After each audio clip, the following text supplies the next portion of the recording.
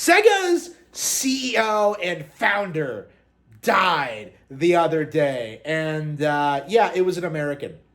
This is the big lie that Sega has sold to you for the past 30 years. One of the biggest conspiracies in gaming, one of the weirdest, like, situations imaginable. Sega is LARPing as a Japanese company. This thing was founded in Hawaii, migrated to Japan, and has spent like the past 30 years, well, actually longer than that, trying to hiring Japanese people and pretending that it's like an authentic Japanese company like Nintendo.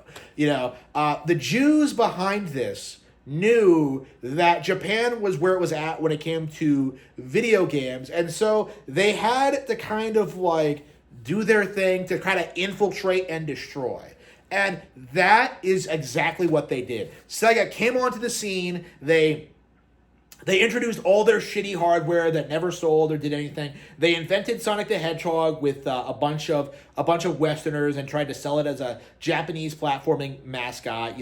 They tried to like do this thing where they tried to like pretend that they were some huge like instrumental like force in gaming, and it just completely fell on their fell on its face.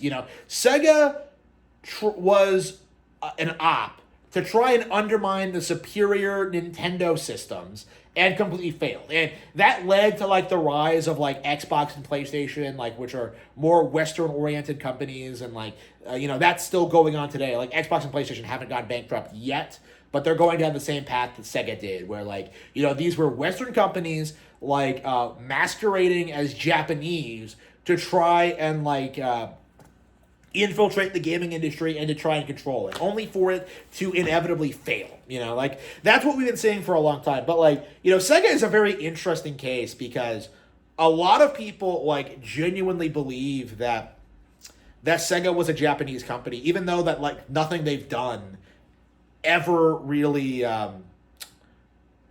was Japanese in nature. If you look at like Sonic the Hedgehog as a character design, very westernized, very Mickey Mouse-ish, like clearly like, a character that was tailor-made for the American audience, not a Japanese one. Everything from like the design to the personality to the vibe of the world, it's not Japanese in any way, shape, or form. It never has been. When you look at like a lot of their other like, characters and games, a lot of Westerners involved, and rather famously, Sega of America is blamed for ruining the Sega Saturn, like because of their conflicts with like Sega of Japan.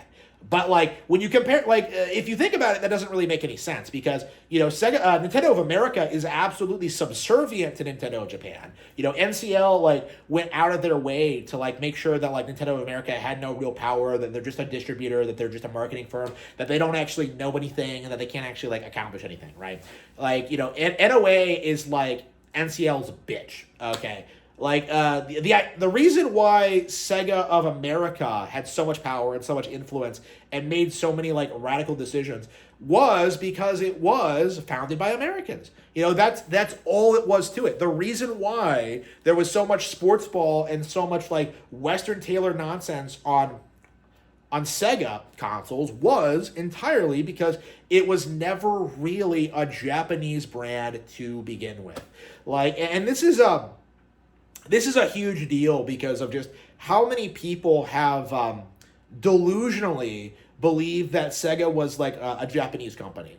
So many people genuinely believe that like Sega at its core is a Japanese company when like no, it's a Jewish one, it's an American one. It's like very typical behavior from these people. And I think it's safe to say that like Sega was kind of the originator of a lot of toxic practices that we see in the industry today, like Sonic 2006, it's the broken, unfinished reboot that was supposed to be like this industry-defining thing by just making it all about the story and the cinematics and like being serious. Like it's very indicative of like a Western publisher's mindset when trying to sell a video game. Like you wouldn't really see a real Japanese company doing that.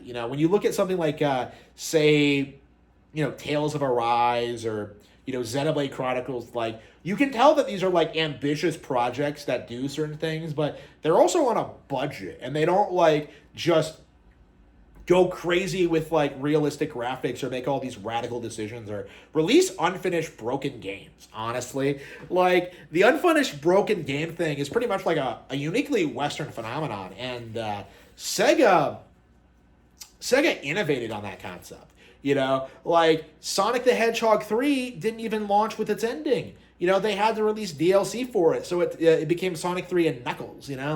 Like that's just how Sega was an innovator when it came to scamming people, to releasing like pointless add-ons, to releasing consoles that nobody wanted. How often are people the Sega Saturn failed because they announced it the day it was in store shelves, and like nobody knew about it, nobody heard about it. That was entirely like an American decision. They Sega was always a company that relied on hype, publicity, and like control of the media to stay relevant. People see things like the Sonic the Hedgehog cartoon and believe that it means that Sonic was just super popular. But like the reality was like Sega was just, even at that stage, was already making moves to try and gaslight people into thinking Sonic was more popular than it really was. It's remarkable just how much more successful something like Super Mario World was, but like the narrative has always been that like Sonic was this like defining cultural icon of the 90s. Like, and now, like, where we're at now, where we're seeing, like, people freaking out about, like, Sonic Racing, whatever it's called. The new Sonic Racing game failing and not beating Mario Kart, and you're seeing, like, Donkey Kong Bonanza come out and dominate. You're seeing, like, people realize that, like, Sonic is not and never has been relevant in Japan. And, you're seeing things like this, and you're starting to realize that, like, Sega is one of the biggest gaslighting campaigns in the history of the industry. So, like, not only were they not a Japanese company, not only was Sonic never relevant, not only did none of their consoles or hardware even come close to, like, being as successful as Nintendo hardware, like, you still have a dedicated group of people online who will bend over backwards to try and defend Sega's honor. For the past 30 years, you have people who have spent their entire lives, obsessing over Sonic, drawing fan fiction of Sonic. Chris Chan became who he was because of Sonic the Hedgehog.